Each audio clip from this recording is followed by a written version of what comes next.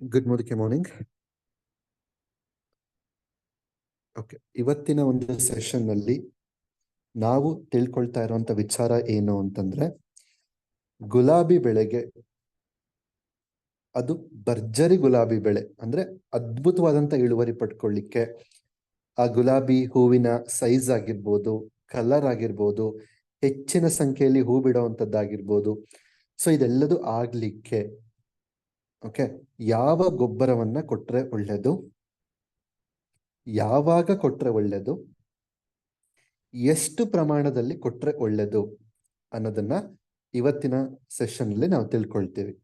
Okay, ಮೊದಲನೇದಾಗಿ ಈಗ ಇಲ್ಲಿ ನಾವು ಹೇಳುವಂಥದ್ದು ಪ್ರಾರಂಭಿಕ ಅಂತ ಕೊನೆ ಅಂತ ಹಾಗಲ್ಲ.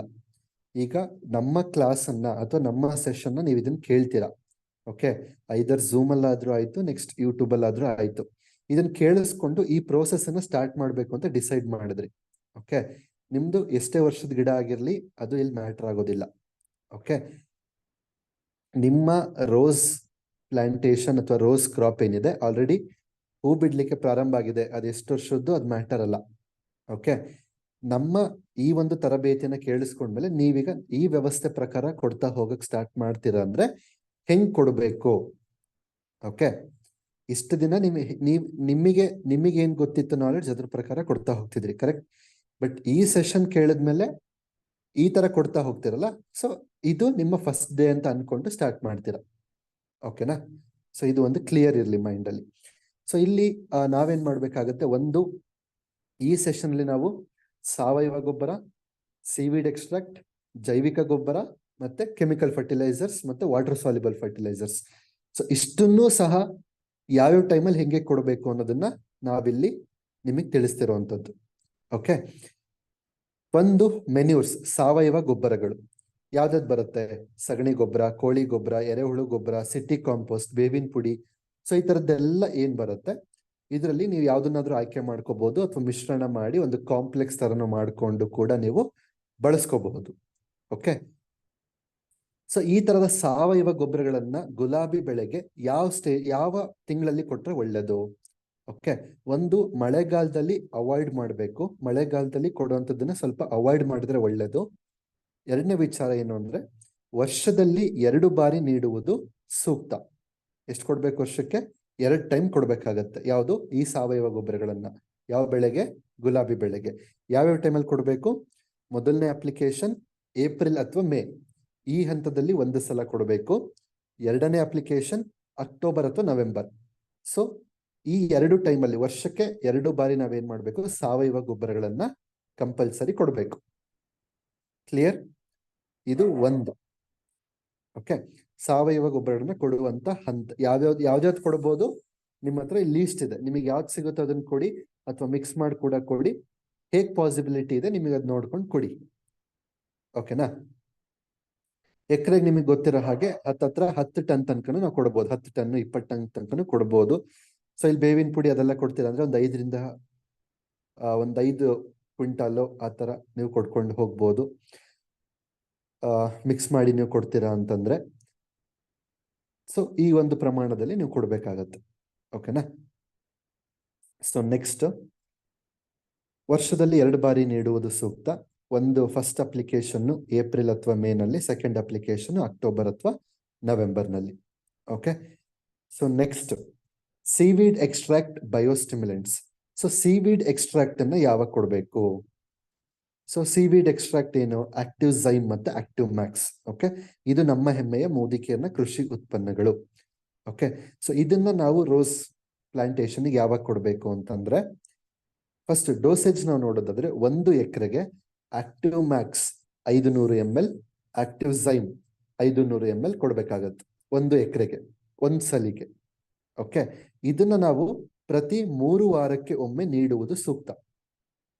3 weeks once, 3 ವಾರಕ್ಕೆ ಒಮ್ಮೆ. ಓಕೆ, 3 ವಾರ ಆಯ್ತು ಒಂದ್ಸಲ ಕೊಡ್ಬೇಕು, ಮತ್ತೊಂದು 3 ವಾರ ಆಯ್ತು ಒಂದ್ಸಲ ಕೊಡ್ಬೇಕು, ಮತ್ತೆ 3 ವಾರ ಆಯ್ತು ಇನ್ನೊಂದ್ಸಲ ಕೊಡ್ಬೇಕು.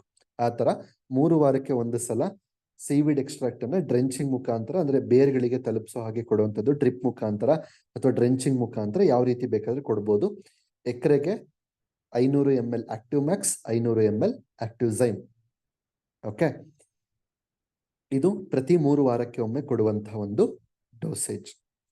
ನೆಕ್ಸ್ಟ್ ಇನ್ನೊಂದು ಬಯೋ ಫರ್ಟಿಲೈಸರ್ಸ್ ಬರುತ್ತೆ, ಆರ್ಕಾ ಮೈಕ್ರೋಬಿಯಲ್ ಕನ್ಸೋರ್ಟಿಯಂ ಅಂತೇಳಿ, AMC ಅಂತ ನಾನು ಮುಂಚೆ ಒಂದಿಷ್ಟು ಸೆಷನ್ ಅಲ್ಲಿ ಇದ್ರ ಬಗ್ಗೆ ಹೇಳಿದ್ದೆ, ಬಯೋ ಫರ್ಟಿಲೈಸರ್ ಅಂತ. ಇಲ್ಲಿ ಕಂಪನಿ ಒಂದೇ ಅಲ್ಲ, ತುಂಬಾ ಕಂಪನಿಗಳಲ್ಲಿ ಬರುತ್ತೆ. 5 ಲೀಟರ್ದು ಒಂದು ಕ್ಯಾನ್ ಬರುತ್ತೆ. ಇದು ಬಯೋ ಫರ್ಟಿಲೈಸರ್ಸ್ ಕಂಪ್ಲೀಟ್ಲಿ 1 ಎಕರೆಗೆ 5 ಲೀಟರ್ ಹಂಗೆ ನೀವು ಬಳಸ್ಕೋಬೇಕಾಗತ್ತೆ. AMC ಅಂತ ಬರುತ್ತೆ. ಇದು ಕಂಪನಿ ಬೇರೆ ಬೇರೆ ಕಂಪನಿಯಲ್ಲಿ ಬ್ರ್ಯಾಂಡ್ ನೇಮ್ ಬೇರೆ ಇರುತ್ತೆ. Okay, but content AMC.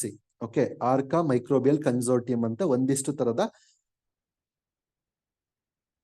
Microbes and micro organisms ಏನಿರುತ್ತೆ ಅದ್ರ ಬೇಸಿಸ್ ಮೇಲೆ ಮಾಡಿರ್ತಾರೆ. ಓಕೆ, ಸೊ ಇದನ್ನ 5 ಲೀಟರ್ ಪರ್ ಎಕರ್ ಹಂಗೆ ನಾವು ಬಳಸ್ಬೇಕಾಗತ್ತೆ. ಓಕೆ, ಇದನ್ನ ಯಾವಾಗ ಬಳಸ್ಬೇಕು? ನಾನು ಅವಾಗ್ಲೇ ಹೇಳ್ದಂಗೆ ಈ ಸಿಸ್ಟಮ್ ಅನ್ನ ನೀವು ಈ ವರ್ಷದಿಂದ ಪ್ರಾರಂಭ ಮಾಡ್ತೀರಾ ಅಂತಂದ್ರೆ ವರ್ಷದಲ್ಲಿ 3 ಬಾರಿ ಬಳಸಬೇಕು. ಫಸ್ಟ್ ವರ್ಷ. ಓಕೆ, ಯಾವ್ಯಾವ ಟೈಮಲ್ಲಿ ಕೊಟ್ರೆ ಒಳ್ಳೇದು? ಫೆಬ್ರವರಿ, ಮಾರ್ಚ್, ಜೂನ್, ಜುಲೈ ಅಲ್ಲಿ ಒಂದ್ಸಲ, ಅಕ್ಟೋಬರ್, ನವೆಂಬರ್ ಇನ್ನೊಂದ್ಸಲ. ಫೆಬ್ರವರಿ ಅಥವಾ ಮಾರ್ಚ್ ತಿಂಗಳಲ್ಲಿ ಒಂದ್ಸಲ, ಜೂನ್ ಅಥವಾ ಜುಲೈ ತಿಂಗಳಲ್ಲಿ ಒಂದ್ಸಲ, ಅಕ್ಟೋಬರ್ ಅಥವಾ ನವೆಂಬರ್ ತಿಂಗಳಲ್ಲಿ ಇನ್ನೊಂದ್ಸಲ. ಓಕೆನಾ? ಇದು ಮೊದಲನೇ ವರ್ಷ ಈ ಬಯೋ ಫರ್ಟಿಲೈಸರ್ಸ್ ನ ಕೊಡ್ಬೇಕಾಗಿರೋದು. 2ನೇ ವರ್ಷದಿಂದ 4ನೇ ವರ್ಷದ ತನಕ ವರ್ಷಕ್ಕೆ 2 ಸಲ ಕೊಟ್ರೆ ಸಾಕು. ಈ 5 ಲೀಟರ್ ಕ್ಯಾನ್ ವರ್ಷದಲ್ಲಿ 2 ಸಲ ಕೊಟ್ರೆ ಸಾಕು. ಮೇ, ಜೂನ್ ಅಲ್ಲಿ ಒಂದ್ಸಲ, ನವೆಂಬರ್, ಡಿಸೆಂಬರ್ ಅಲ್ಲಿ ಒಂದ್ಸಲ. ಅದಾದ್ಮೇಲೆ ಕೊಡುವಂತ ಅವಶ್ಯಕತೆ ಬರೋದಿಲ್ಲ. ಓಕೆನಾ?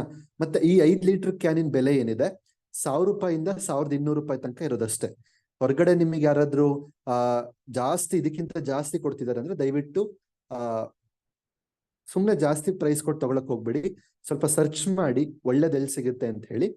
AMC ಅಂತ ಒಂದು ಕಂಟೆಂಟ್ ಅಂದ್ರೆ ತುಂಬಾ ಸೂಕ್ಷ್ಮಾಣು ಜೀವಿಗಳಿಂದ ಮಾಡಿರುವಂತದ್ದು ನಿಮಗೆ ಸಿಗುತ್ತೆ ಬಯೋ ಫರ್ಟಿಲೈಸರ್ಸ್. ಇದನ್ನ ಯೂಸ್ ಮಾಡಿ. ಇದ್ರ ಜೊತೆಗೆ ನೀವು ಬೇಕಾದ್ರೆ ಟ್ರೈಕೋಡರ್ಮಾ ಯೂಸ್ ಮಾಡ್ಕೋಬಹುದು, ಟ್ರೈಕೋಡರ್ಮಾ ಸುಡೋಮೋನಾಸ್ ಯೂಸ್ ಮಾಡ್ಕೋಬಹುದು. Bio fungal agent, bio fungicide agent ಆಗಿ ನೀವು ಅದನ್ನು ಯೂಸ್ ಮಾಡ್ಕೋಬಹುದು. ಸೊ ಇದನ್ನು ಕೂಡ ನೀವು ಅಡಿಷನಲಿ ಬೇಕಾದ್ರೆ ಬಳಸುವಂತ ಹಂತದಲ್ಲಿ ಅದನ್ನು ಕೂಡ ಬಳಸ್ಕೋಬಹುದು. ಇನ್ನೊಂದು ನಿಮಗೆ ಒಂದು ಕಂಪನಿಲಿ ಒಂದು ಗೇರ್ ಸಿಸ್ಟಮ್ ಅಂತ ಮಾಡಿದ್ದಾರೆ. Gear 1, gear 2, gear 3, gear 4, gear 5 ಅಂತ 5 ತರದ ಕ್ಯಾನ್ ಅನ್ನ ಮಾಡಿದ್ದಾರೆ. ಓಕೆನಾ? 5 ಲೀಟರ್ದು. ಅದನ್ನ ಬೇರೆ ಬೇರೆ ಹಂತದಲ್ಲಿ ಬೇರೆ ಬೇರೆ ಕೊಡ್ಬೇಕಾಗತ್ತೆ. ಅಂದ್ರೆ ಬಯೋ ಫರ್ಟಿಲೈಸರ್ಸ್ ಕಂಪ್ಲೀಟ್ಲಿ ನಾವು ಕೊಡ್ತೀವಿ ಅಂದ್ರೆ ಅದೊಂದು ಕಂಪನಿ ಹೆಸರಿದೆ, ನಾನು ಮರ್ತು ಬಿಟ್ಟಿದ್ದೀನಿ, ಅದನ್ನ ನೆಕ್ಸ್ಟ್ ಹೇಳ್ತೀನಿ. ಅದನ್ನು ಕೂಡ ಬೇಕಾದ್ರೆ ಬಳಸ್ಕೋಬಹುದು. ಓಕೆನಾ? ಸೊ ಇಲ್ಲ ಅಂದ್ರೆ ಸಿಂಪಲ್ ಆಗಿ ಬೇಕಂದ್ರೆ ನೀವು ಇದನ್ನ 5 litre can AMC ingredient content ಇರೋಂಥದ್ದನ್ನು ಹುಡುಕೊಳ್ಳಿ. 1000 ರೂಪಾಯಿಂದ 1200 ರೂಪಾಯಿ ಒಳಗಡೆ ಇರಬೇಕು. 5 ಲೀಟರ್ ಕ್ಯಾನ್ 1 ಎಕರೆಗೆ ಬಳಸ್ಕೋಬೇಕು. ಓಕೆ, ಇದು ಬ್ಯೂಟಿಫುಲ್ ಆಗಿ ವರ್ಕ್ ಆಗುತ್ತೆ.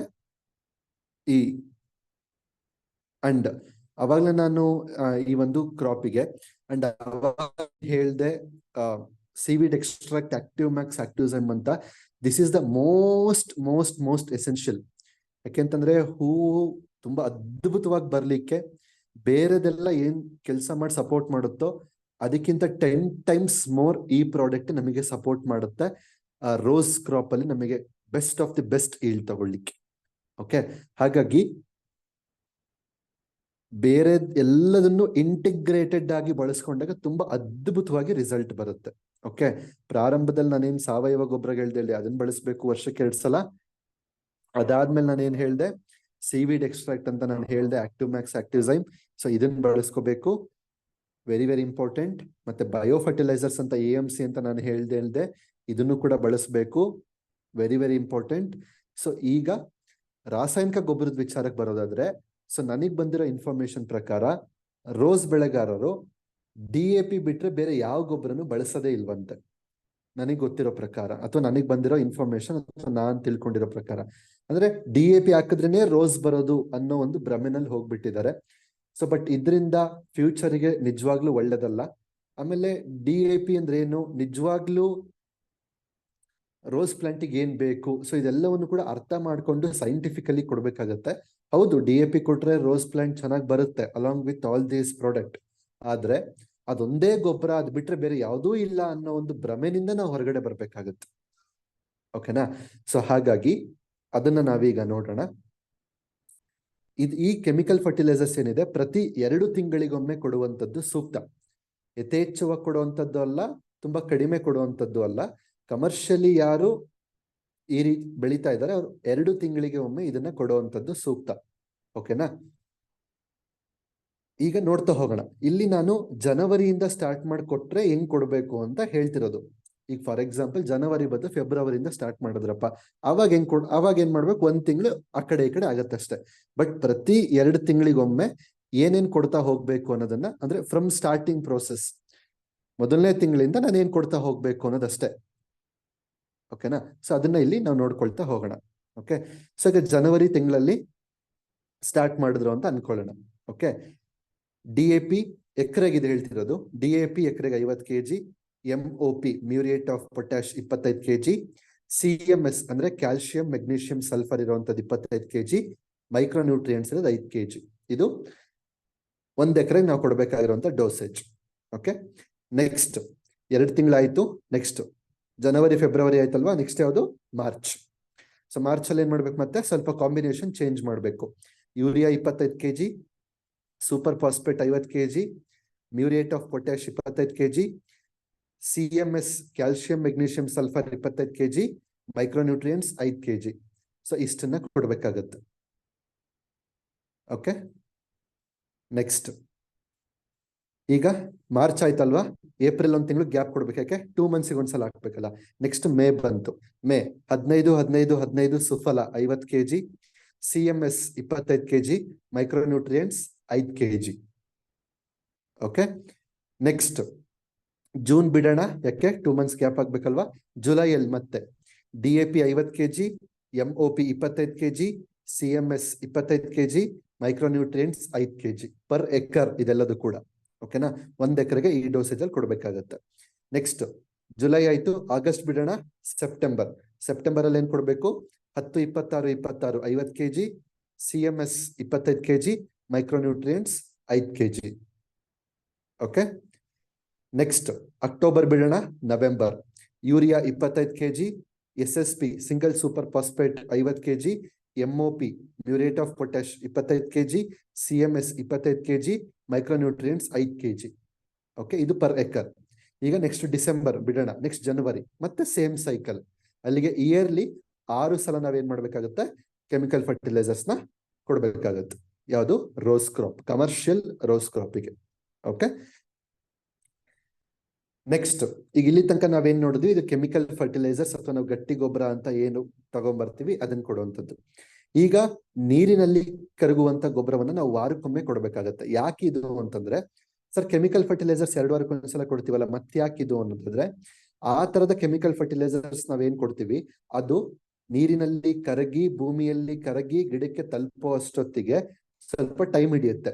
ಒಂದು, ಮತ್ತೆ ಆ ತರದ ಕೆಮಿಕಲ್ ಗೊಬ್ಬರಗಳಲ್ಲಿ ಸಾಕಷ್ಟು ಕೆಮಿಕಲ್ ಗೊಬ್ಬರ ಸೊ ಬೇರೆ ಬೇರೆ ಕಾರಣದಿಂದ ವೇಸ್ಟ್ ಆಗುವಂತದ್ದೇ ಜಾಸ್ತಿ ಇರುತ್ತೆ. ಬಿಸಿಲಿಗೆ, ಮಳೆಯಿಂದ ಕೊಚ್ಚೋಗಿ, ಅಥವಾ ಲೀಚಿಂಗ್ ಅಂತ ನಾವು ಕರಿತೀವಿ ಆ ಪ್ರೋಸೆಸ್ ಇಂದ ಸೊ ಕೆಲವೊಂದು ಗೊಬ್ಬರದ ಅಂಶ ತುಂಬಾ ಲಾಸ್ ಆಗುವಂತದ್ದು ಇರ್ತದೆ.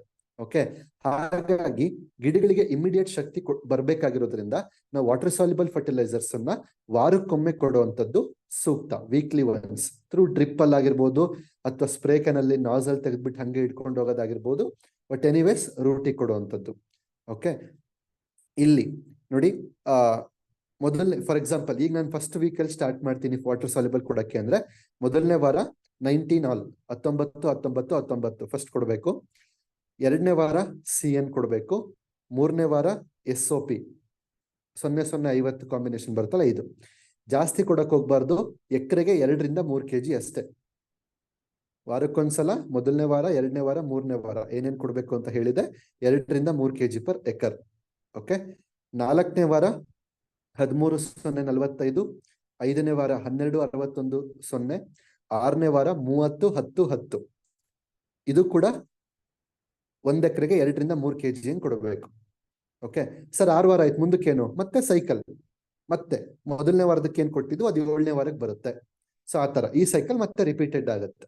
ಓಕೆನಾ, ಇಲ್ಲಿ 6 ತರದ್ದು ವಾಟರ್ ಸಾಲ್ಯುಬಲ್ ಫರ್ಟಿಲೈಸರ್ಸ್ ನಿಮಗೆ ಹೇಳಿದೀವಿ. ಇದು ಒಂದು ವಾರದಿಂದ 6 ವಾರ ಆಗುತ್ತೆ. ಮತ್ತೆ ಮತ್ತೆ 7ನೇ ವಾರ ಬಂದಾಗ ಫಸ್ಟ್ ಇಂದ ಏನ್ ಕೊಟ್ಟಿದ್ದು ಆ ಸೈಕಲ್ ರಿಪೀಟ್ ಆಗುತ್ತೆ. ಓಕೆ, ಸೊ ಈ ರೀತಿ ಏನ್ ಮಾಡ್ಬೇಕಾಗುತ್ತೆ, ವಾಟರ್ ಸಾಲ್ಯುಬಲ್ ಫರ್ಟಿಲೈಸರ್ಸ್ ನ ಡ್ರಿಪ್ ಮುಖಾಂತರ ಅಥವಾ ಡ್ರೆಂಚಿಂಗ್ ಮಾಡೋದ್ರ ಮುಖಾಂತರ ವಾರಕ್ಕೆ ಒಮ್ಮೆ ನಾವು ಪ್ರತಿ ವಾರಕ್ಕೊಮ್ಮೆ ಕೊಡ್ತಾ ಹೋಗ್ಬೇಕಾಗತ್ತೆ. ಓಕೆ, ಸೊ ಈ ತರ ಕೊಡೋದ್ರಿಂದ ಏನಾಗುತ್ತೆ ಅಂದ್ರೆ ಸೊ ಅದ್ಭುತವಾದಂತ ಒಂದು ರೋಸ್ ಕ್ರಾಪ್ ಅನ್ನ ರೋಸ್ ಇಲ್ಡ್ ಅನ್ನ ತಗೋಬಹುದು. ಅಂದ್ರೆ ನಾವು ಕೆಮಿಕಲ್ಸ್ ಕೊಡ್ತೀವಿ, ಸಾವಯವ ಕೊಡ್ತೀವಿ, ಬಯೋ ಫರ್ಟಿಲೈಸರ್ಸ್ ಕೊಡ್ತೀವಿ, ಸೀವೀಡ್ ಎಕ್ಸ್ಟ್ರಾಕ್ಟ್ ಮತ್ತೆ ಬಯೋಸ್ಟಿಮ್ಯುಲೆಂಟ್ಸ್ ಕೊಡ್ತೀವಿ. ಸೊ ಎಲ್ಲದೂ ಕೊಡೋದ್ರಿಂದ ಇಲ್ಲಿ ಗಿಡದ ಬೆಳವಣಿಗೆ ಆಗಿರಬಹುದು, ಸೊ ರೋಸ್ ಸೈಜ್ ಚೆನ್ನಾಗಿ ಬರೋದಾಗಿರ್ಬೋದು, ರೋಸ್ ಪೆಟಲ್ಸ್ ಕ್ವಾಲಿಟಿ ಆಗಿರ್ಬೋದು, ಆಮೇಲೆ ಸೈಜ್ ಆಗಿರ್ಬೋದು, ಕಲರ್ ಆಗಿರ್ಬೋದು, ಫ್ರಾಗ್ರೆನ್ಸ್ ಆಗಿರ್ಬೋದು, ಅಂಡ್ ವೆರಿ ವೆರಿ ಇಂಪಾರ್ಟೆಂಟ್, ನಿಮ್ಗೆಲ್ಲ ಗೊತ್ತಿದೆ ಹೂವಿನ ಬೆಳೆ ಅಂತಂದ್ರೆ ಸ್ವಲ್ಪ ತುಂಬಾ ದಿನ ಇಟ್ಕೊಂಡ್ರು ಕೂಡ ಅದು ಹಾಳಾಗ್ದಂಗೆ ಇರ್ಬೇಕು. ಸೊ ಆ ತರ ಬರ್ಬೇಕು ಅಂದ್ರೆ ಒಳ್ಳೆ ನ್ಯೂಟ್ರಿಷನ್, ಒಳ್ಳೆ ಪೋಷಕಾಂಶ ನಾವ್ ಯಾವಾಗ ಹೂವಿನ ಬೆಳೆ ಕೊಟ್ಟಿರ್ತೀವೋ, ಈಗ ನೋಡಿ ಇತ್ತೀಚೆಗೆಲ್ಲ ಏನಾಗ್ತಿದೆ, 1 ದಿವಸಕ್ಕೆ 2 ದಿವಸಕ್ಕೆ ಹೂವು ಮನೇಲಿ ತಂದಿಟ್ರೆ ಬಾಡೋಗ್ತಿದೆ. ಆದ್ರೆ ಕ್ವಾಲಿಟಿ ಫ್ಲವರ್ಸ್ ತಗೊಂಬಂದ್ರೆ 15 ದಿವಸದ ತನಕ ಆದ್ರೂ ಕೂಡ ತುಂಬಾ ಚೆನ್ನಾಗಿ ಫ್ರೆಶ್ ಆಗಿರೋ ತರ ನಾವು ಕಾಪಾಡ್ಕೋಬಹುದು ಅದನ್ನ. ಸೊ ಈ ತರ ಒಂದು ಕ್ವಾಲಿಟಿ ಇಂಪ್ರೂವ್ಮೆಂಟ್, ಬರೀ ಹೂವಿನ ಸಂಖ್ಯೆ ಜಾಸ್ತಿ ಬಂತು, ಜಾಸ್ತಿ ಹೂ ಬಿಡ್ತು ಅನ್ನೋದಲ್ಲ, ಮತ್ತೆ ಆ ದಳಗಳು ಹೂವಿನಲ್ಲಿ ಉಳ್ಕೋಬೇಕು ಉದ್ರದಂಗೆ, ಅಂದ್ರೆ ಕ್ವಾಲಿಟಿ ಮೇಂಟೈನ್ ಆಗ್ಬೇಕು. ಸೊ ಈ ತರದ ಓವರ್ ಆಲ್ ಕ್ವಾಲಿಟಿ ಈಲ್ಡ್ ಬರಬೇಕು. ಎಲ್ಲಾ ತರದಿಂದನೂ ಮಣ್ಣನ್ನ ಕಾಪಾಡ್ಕೊಂಡು, ಗಿಡವನ್ನ ಕಾಪಾಡ್ಕೊಂಡು, ಒಳ್ಳೆ ಹೂವನ್ನ ತಗೊಂಡು, ಆ ಹೂ ಸೈಜು ಬಂದಿರ್ಬೇಕು, ಕಲರು ಬಂದಿರ್ಬೇಕು, ಒಳ್ಳೆ ಫ್ರಾಗ್ರೆನ್ಸ್ ಇರಬೇಕು, ಅತ್ಯುತ್ತಮವಾದ ಕ್ವಾಲಿಟಿನೂ ಇರಬೇಕು. ಸೊ ಇದಿಷ್ಟು ನಿಮಗೆ ಸಿಗ್ಬೇಕು ಅನ್ನೋದಾದ್ರೆ ಸೊ ಈ ಮೆಥಡ್ ಅನ್ನ ಫಾಲೋ ಮಾಡಬೇಕು. ಯಾವ್ದ್ಯಾವ್ದು? ವರ್ಷಕ್ಕೆ 2 ಸಲ ಸಾವಯವ ಗೊಬ್ಬರ, ಪ್ರತಿ 3 ವಾರಕ್ಕೊಂದ್ಸಲ ಮೋದಿಕೇರ್ನ ಆಕ್ಟಿವ್ ಮ್ಯಾಕ್ಸ್ ಮತ್ತೆ ಆಕ್ಟಿವ್ ಝೈಮ್, ನೆಕ್ಸ್ಟ್ 4 ತಿಂಗಳಿಗೊಂದ್ಸಲ, ವರ್ಷದಲ್ಲಿ 3 ಸಲ, ನೆಕ್ಸ್ಟ್ 2ನೇ ವರ್ಷದಿಂದ ವರ್ಷಕ್ಕೆ 2 ಸಲ ಬಯೋ ಫರ್ಟಿಲೈಸರ್ಸ್ AMC ಕಾಂಬಿನೇಷನ್ ಕೊಡುವಂಥದ್ದು, ನೆಕ್ಸ್ಟ್ ಕೆಮಿಕಲ್ ಫರ್ಟಿಲೈಸರ್ಸ್ ನ 2 ತಿಂಗಳಿಗೆ 1 ಸಲ ಕೊಡುವಂಥದ್ದು, ವಾಟರ್ ಸಾಲ್ಯುಬಲ್ ಫರ್ಟಿಲೈಸರ್ಸ್ ನ ವಾರಕ್ಕೆ 1 ಸಲ ಕೊಡುವಂಥದ್ದು. ಸೊ ಈ ರೀತಿ ಮಾಡೋದ್ರಿಂದ one of the best yield ನ ನೀವು ಈ ಒಂದು ಕ್ರಾಪ್ ಅಲ್ಲಿ ತಗೋಬಹುದು. Okay, so thank you so much. So ಇದಿಷ್ಟು ಕೂಡ ರೋಸ್ ಬೆಳೆಯಲ್ಲಿ ನಮ್ಮ ಮೋದಿಕೇರ್ ಕೃಷಿ ಉತ್ಪನ್ನಗಳನ್ನ ಹಾಗೆಯೇ ಜೊತೆಯಲ್ಲಿ ಸಂಪೂರ್ಣವಾದಂತ ಸಮರ್ಪಕವಾದ ಪೋಷಕಾಂಶಗಳ ನಿರ್ವಹಣೆ ಹೇಗ್ ಮಾಡೋದು, ಹೇಗೆ ಒನ್ ಆಫ್ ದ ಬೆಸ್ಟ್ ಇಳುವರಿ ತಗೊಳ್ಳೋದು ಅನ್ನೋದನ್ನ ಸೊ ನಾವೀಗ ತಿಳ್ಕೊಂಡ್ವಿ. ಓಕೆ, ಸೊ ಇದಿಷ್ಟು one of the best rose yield ತಗೊಳ್ಳೋಕೆ ಒಂದು nutrition management schedule. Okay, so ಇದು ತುಂಬಾ ಜನಕ್ಕೆ 100% ಖಂಡಿತವಾಗ್ಲೂ ರಿಸಲ್ಟ್ ಬರುತ್ತೆ. ಸೊ ಕೆಲವೊಬ್ರು ಅವರ ಮಣ್ಣಿನ ಆಧಾರದ ಮೇಲೆ ಬೇಕಾದ್ರೆ ಕೆಲವೊಂದು ಈ ಕೆಮಿಕಲ್ ಫರ್ಟಿಲೈಸರ್ಸ್ ಕಾಂಬಿನೇಷನ್ ನಾವೇನ್ ಕೊಟ್ವಿ, ಅವ್ರ ಮಣ್ಣಿನ ಆಧಾರದ ಮೇಲೆ ಬೇಕಾದ್ರೆ ಕೆಲವೊಂದು ಸಣ್ಣ ಪುಟ್ಟ ಬದಲಾವಣೆಗಳನ್ನು ಮಾಡಿಕೊಂಡು ಕೂಡ ಮಾಡ್ಕೋಬಹುದು, ಏನ್ ತೊಂದರೆ ಇಲ್ಲ. ಓಕೆನಾ? ಸೊ ಆಲ್ಮೋಸ್ಟ್ ಎಲ್ಲರೂ ಕೂಡ 80 to 100% ಈ ತರದ ವೇನಲ್ಲಿ ಫಾಲೋ ಮಾಡಿರೋರು ತುಂಬಾ ಬೆಸ್ಟ್ ರಿಸಲ್ಟ್ಸ್ ಅನ್ನ ಪಡ್ಕೊಂಡಿದ್ದಾರೆ. Okay, thank you so much.